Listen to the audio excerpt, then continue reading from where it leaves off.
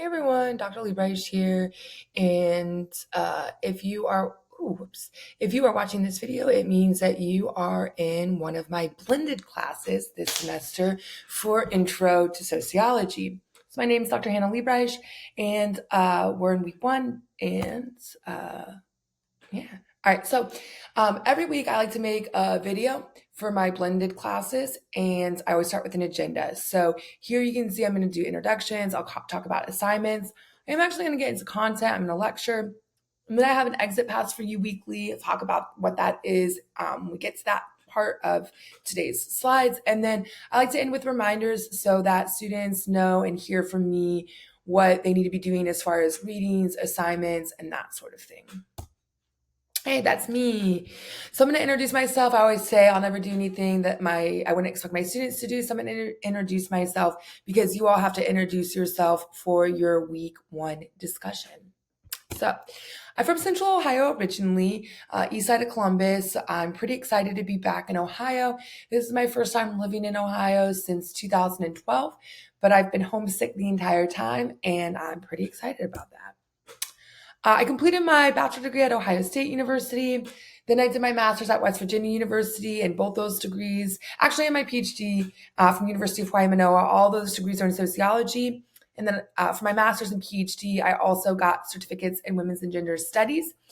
So since about 2013, I've been teaching sociology, criminal justice, and women and gender studies classes. So even though this is my first year at Sinclair, it's actually my first semester at Sinclair, I've been teaching for over a decade.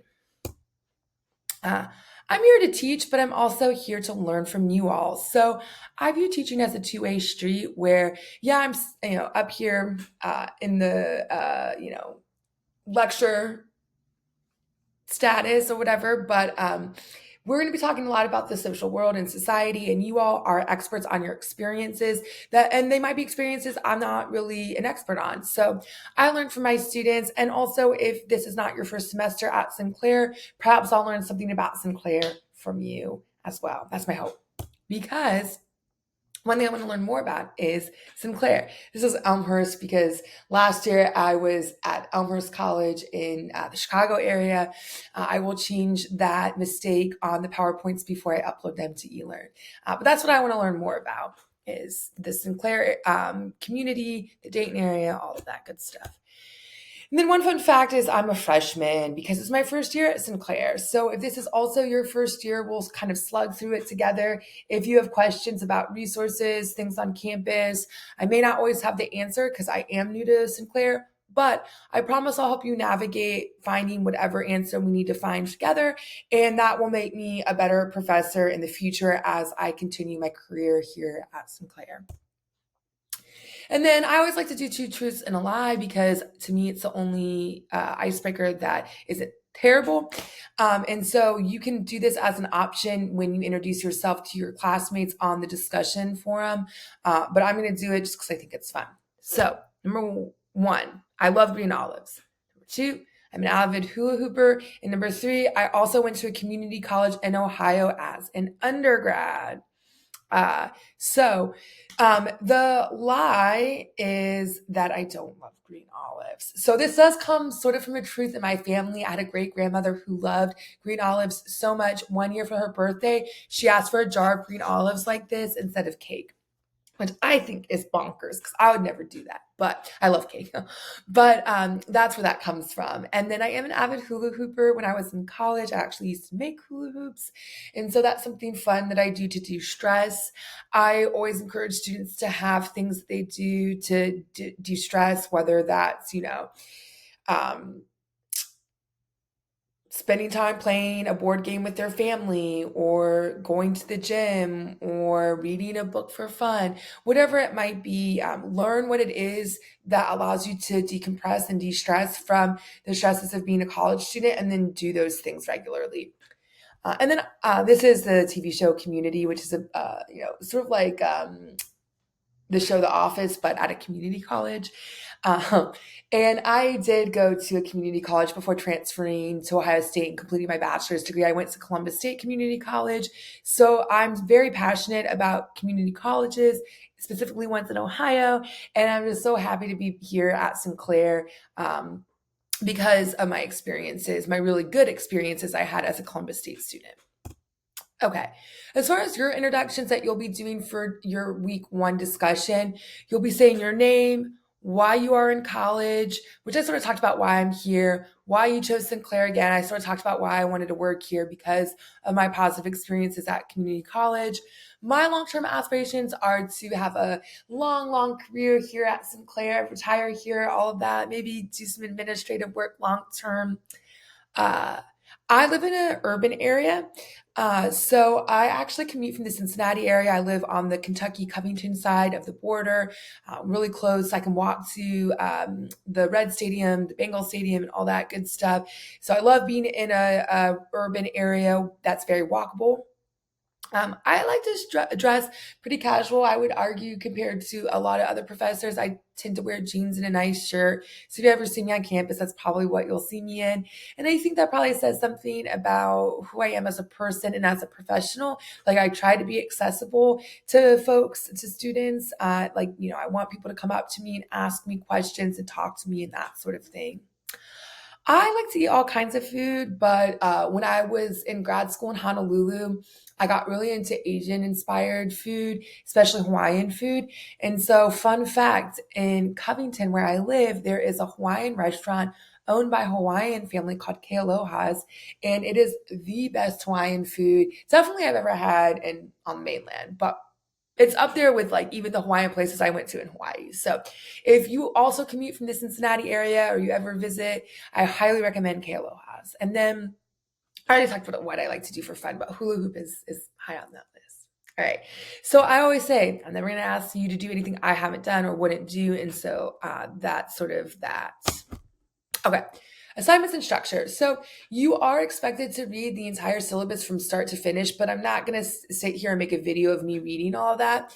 So just make sure you do that on your own time. But I do want to highlight the assignments and the structure of our class because that's something students always want to know is how do I quote unquote earn a good grade? So you have to do these assignments and you got to do well on them. Unless otherwise marked on the syllabus and or course schedule, all assignments are due on Sundays at 11:59 p.m. Now, I'll talk more about this in just a second, but there are some things because we have a blended class where we meet for an hour and 15 minutes once a week. Some assignments you'll be completing during class time. All right. Because our class is blended and there is an online virtual component, this is across the board. Any Sinclair student in even one online or even one blended class has to take the introductory course overview quiz, which I give 15 points for. You do have to get 100% on that quiz in order to have access to our eLearn.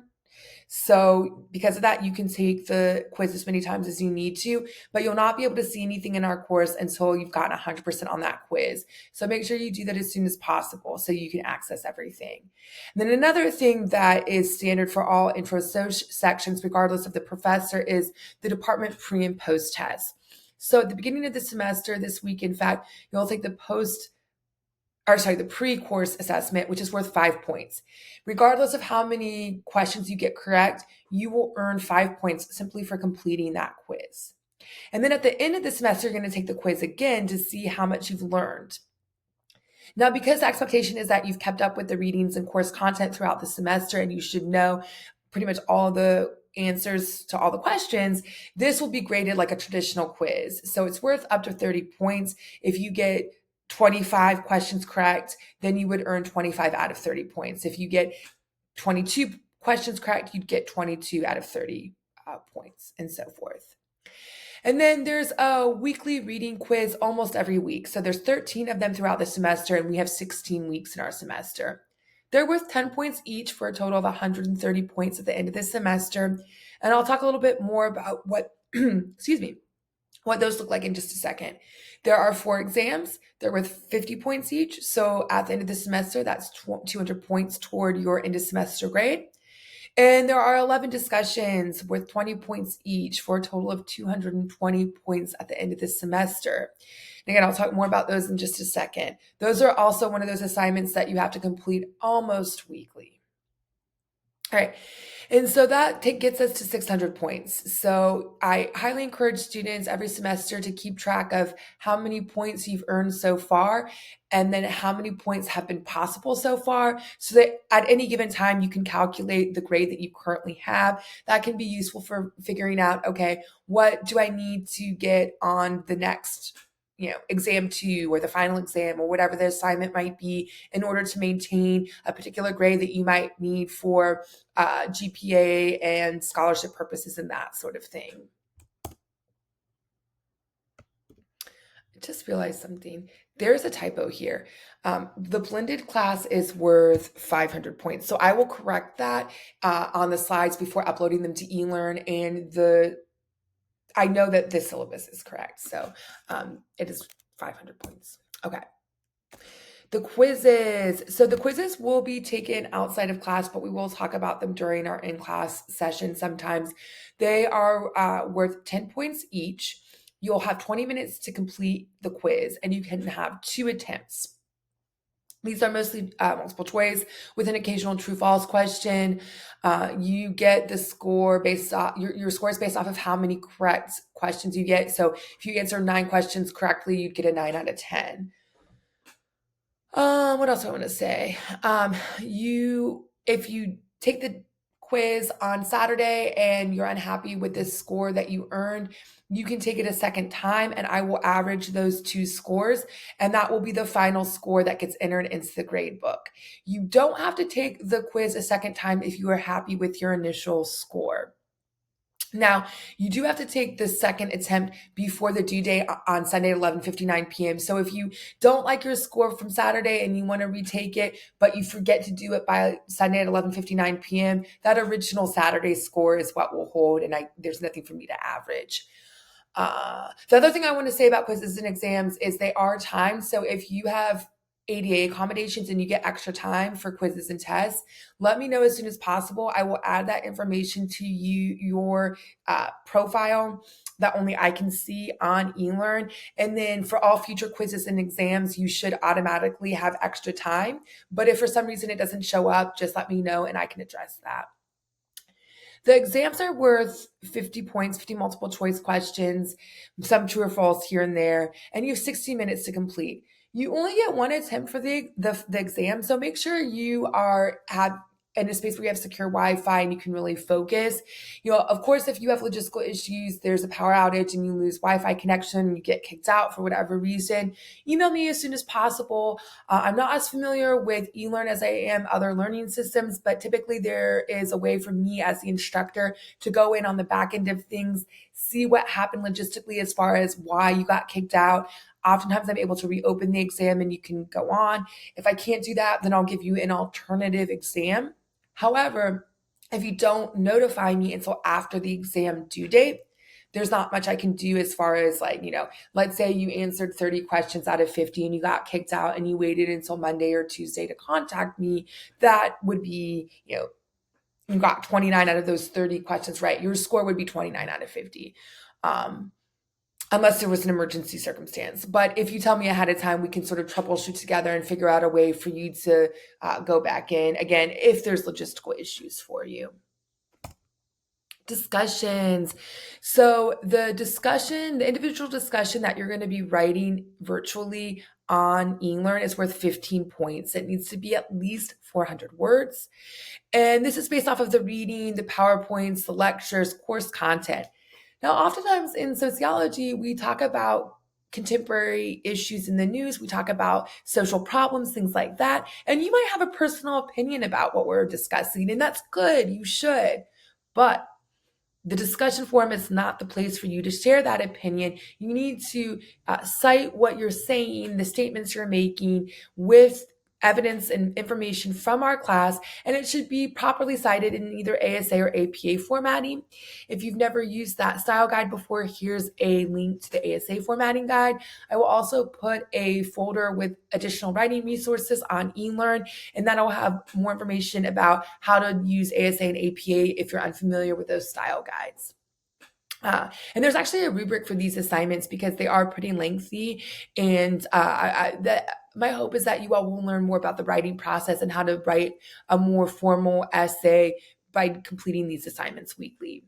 Now, instead of doing a traditional reply to a classmate on the discussion forum like you would in an online class, for example, the discussion replies, which are worth 5 points, and blended classes will be conducted during our in-person sessions. And so sometimes you'll write a journal style reply where you're just reflecting on our class discussion.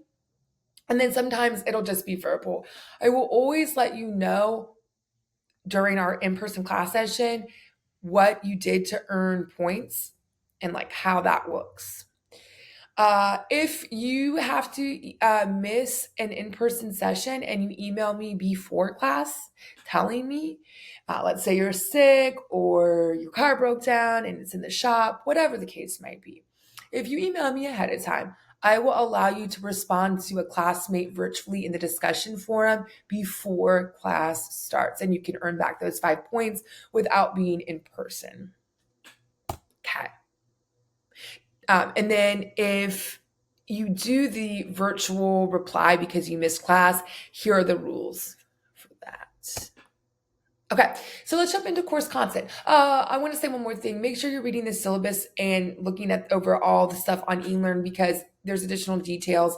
I always like to give information to students in different ways. So, I'm doing this video. You'll have these slides once I've modified them, but make sure you're looking at that rubric.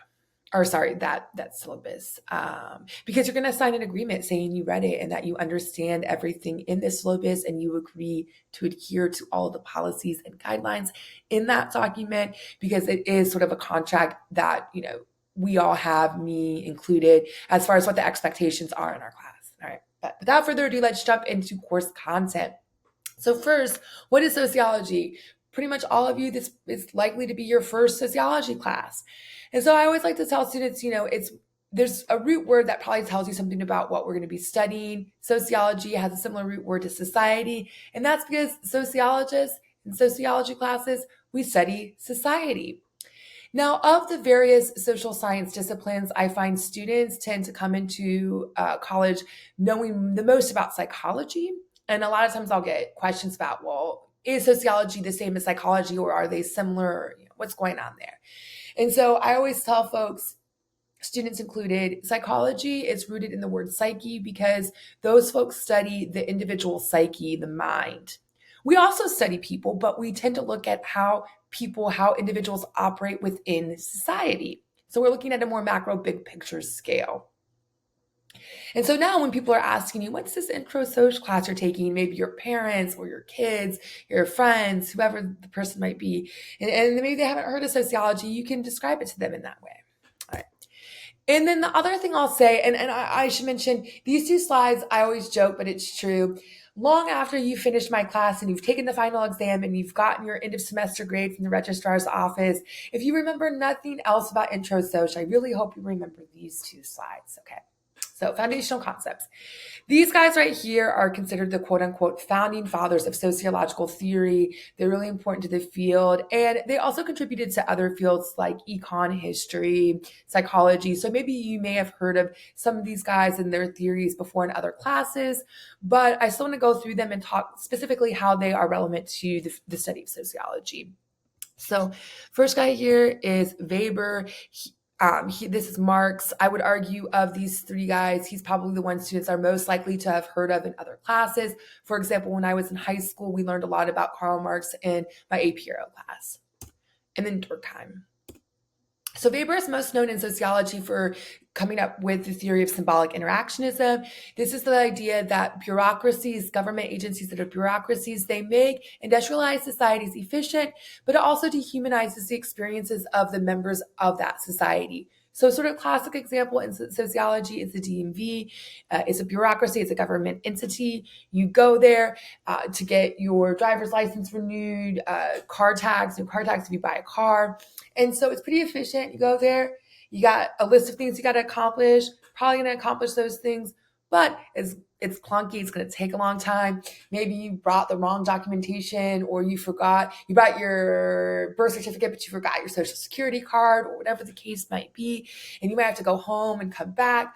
But eventually it's efficient and you will get your driver's license or your tags or whatever you might need. And you're probably not going to know anyone there. The only time I ever ran into someone I knew working at the DMV was when I lived in a rural area, part of South Carolina. And that's because with industrialization, we have like bigger, more urban spaces, and you tend to not know the people you interact with on a day-to-day basis, other than like, when you're at home in sort of home space. Um, And the dehumanization piece. So when you go into the DMV, you might have a whole sob story of why your license expired, and you're trying to get sympathy and help from the person working there. But they don't know you, and they're going to be talking to 100, 200 people throughout their day, every day. So they have to sort of have that detachment from the experience, which serves to dehumanize the process. And so this is very different to pre-industrialized societies where we're thinking about farming, rural towns, where you might go to the post office for sort of the hub of getting things done in that type of society, and you go in and the person working there, and the other people who are coming in, and they're going to ask you about your family and how your crop is doing that year, right? That's the human experience that you're probably not going to get in industrialized societies.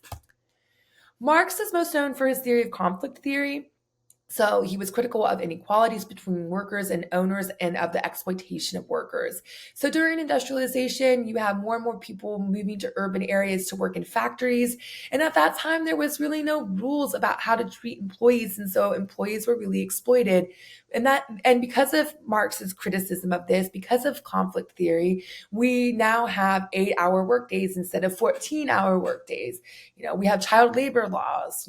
Typically, people only work 5 days a week instead of 8, 7. Oh gosh, can you tell I like the Beatles? Anyway, and so that's all thanks to Marx and conflict theory. And then finally, Durkheim is most known for his sociological theory, structural functionalism. So he was looking at how do large-scale industrialized urban societies hold together without the bonds of tradition. Now, he was particularly concerned and focused on, is it going to be complete, utter chaos? Are we going to have anarchy because of industrialization? And the short answer is no, right? But he wanted to investigate that because there were concerns folks had as we saw these rapid changes to the social world around us because of industrialization. So one of the things you might have picked up on is all three of these guys and their theories have the commonality of industrialization. And that's because when people theorize, especially in the field of sociology, it's usually because there is rapid change in development and growth happening, and all this change is confusing, and people want to better understand it. And so philosophers and scholars and researchers, they investigate what is happening. How can we explain these changes that are happening, these big scale changes that are happening to our society? And that's what they did. And that is what other theorists in the field of sociology do. So regardless of whether we're talking about these guys during industrialization or we're talking about contemporary theorists, we're trying to explain what's happening, these changes that are happening to the social world around us. And sometimes in sociology, we continue to build off of foundational theories. And a good example of that is Marx's work on conflict theory. And so later on in the semester, we'll talk about how people as recently as the 1970s have continued to work toward conflict theory in various ways and looking at exploitation and that sort of thing. All right. So exit paths. Every week, I ask my students to do this in all of my classes. It is a space for you to provide anonymous feedback to me about what's working, what's not working in our class. But also, I just like to do it to get to know you all as a class. So I'll ask questions about what's working and what's not working. And I do that because sometimes, especially in classes that have a face-to-face component, like our blended classes, I'll walk away from a class session thinking, man, that was awesome. I did such a good job. I was on my A game. And then I get the anonymous feedback, and almost everyone who responded tells me that they're very confused. And then I need to know, and then I know that I need to go back the following week and revisit some stuff. But alternatively, sometimes I'm having an off week. My life happens to me just like it happens to you. And I'm really down on myself. I think that class didn't go well. And then I get the feedback from you all, and I nailed it, and everyone loved it. Loved our class that week, and perhaps we can revisit some of that stuff because y'all liked it so much. And so I keep track of all of that. I also ask questions about your life just so that I can get to know everyone. Sometimes when we don't meet as much in person because it's a blended class, I don't get to know students as well. So this way I get to know, I'll ask questions about what your favorite TV show is or what movies you've seen recently, things like what kind of music do you like? And that way I feel like I really get to know you beyond class content. I also ask questions like I'll do like, tell me one rose and one thorn about your week. If everyone in the class tells me that they're really struggling that week because they had an exam in almost all their classes, then, I can make some adjustments. Like maybe I don't know, give you an extension on an exam. I give you an extra day to complete the exam because everyone has a million exams that week. Um, and I also just like learning about your life, like I've had students before tell me, it's my grandma's birthday, I'm going home to see her, or I'm really excited, I'm going to my first Bengals game, whatever the case might be. I just like learning all of that, because life is hard, and hearing about your victories and hearing about students thriving just, puts a smile on my face. All right. So I will send, before I post the final version of this PowerPoint slide to eLearn, I will have a link that you can click on. And then I'll also always email that link to the class weekly. So like I said, I always try and give students the same information in different ways. By the way, not only will this PowerPoint be available online, but all of the PowerPoints I lecture on will also be online. And then reminders. Read the syllabus and return that class agreement. Review the introduction and objectives page. Read chapter 1 in the textbook. Read the online lesson, How to Be Successful in This Course. View the video called The Value of Understanding Interconnectivity. Take the department pre-semester assessment. Remember, that's worth 5 points for completing it. Watch the writing workshop part 1. Complete the discussion called Using Your Introductory Sociological Imagination and Social Forces. Again, that's just you using sociological content from chapter 1 of the textbook to introduce yourself to your classmates, very similarly to how I did earlier on in this video, except for you'll be doing it in written format. And then don't forget to continue keeping up with the course schedule for more details as far as due dates and assignments and that sort of thing. And again, there's also additional details about various aspects of our class and the syllabus, including resources that are available to you all as Sinclair students. So, oh, my cat is meowing. So just things about like the Writing Center or the mini university, which is the daycare center that you all have access to. So make sure you are paying attention to all that. But that's all I have for you. I hope you have a great week. I hope you love your fall semester. I hope you love our class. And if you see me out and about on campus, make sure you're saying hi to me. I'll try to be on campus as much as possible, despite the fact that I commute from the Cincinnati area. All right. Have a great week, everyone.